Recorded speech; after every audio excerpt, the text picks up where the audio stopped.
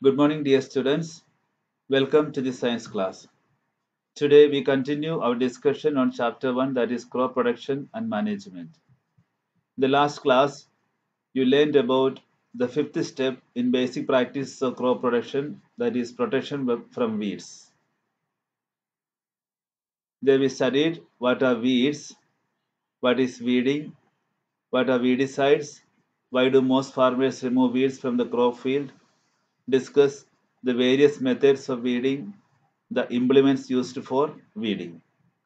In today's class, you will learn about the sixth and seventh steps in basic practice of crop production, that is harvesting and storage. First, let us see harvesting. Harvesting a crop is an important task. The process of cutting and gathering a crop after it is mature is called harvesting. The process of cutting and gathering a crop after it is mature is called harvesting. In harvesting, crops are pulled out or cut close to the ground. It usually takes 3 to 4 months for a cereal crop to mature. Harvesting in our country is either done manually by sickle or by a machine called harvester. You can see the diagram of harvester and a sickle. In the harvester crop, the grain seeds need to be separated from the chaff.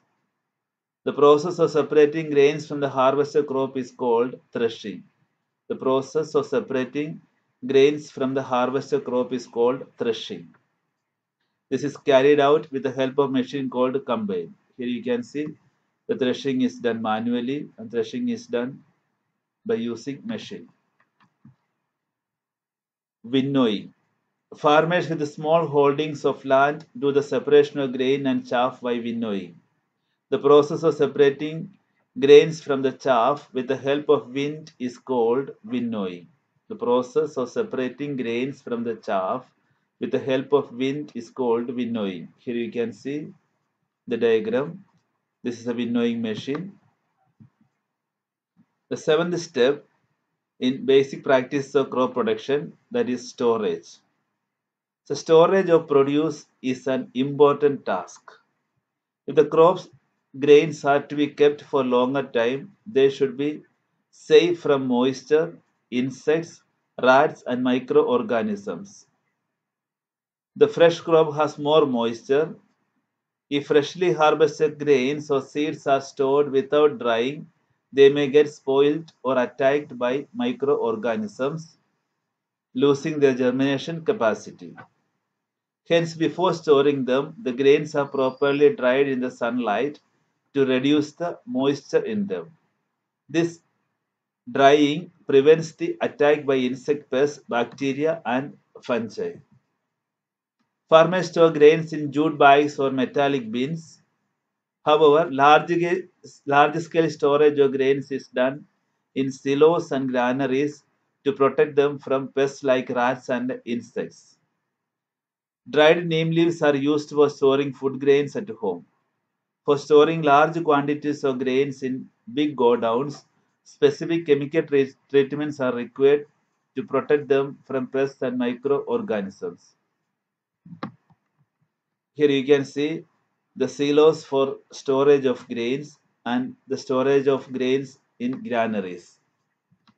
So the large scale storage of grains is done in silos and granaries in order to protect them from pests like rats and insects. The last portion is animal husbandry. Like plants, animals also provide us with different kinds of food. Many people living in the coastal areas consume fish as a major part of their diet. Animals reared at home or in farms have to be provided with proper food, shelter, and care. When this is done on a large scale, the rearing of animals is done on a large scale. It is called animal husbandry. That is the definition. Rearing of animals on a large scale with proper food, shelter, and care is called animal husbandry. Rearing of animals on a large scale with proper food, shelter, and care is called animal husbandry. So these are the questions for your revision.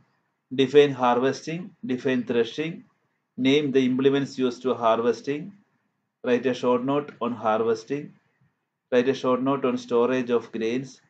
Differentiate between threshing and winnowing. Define animal husbandry. Dear students, this is all for today's class. In next class, we will discuss the questions and answers. Till then, bye. Take care. Thank you.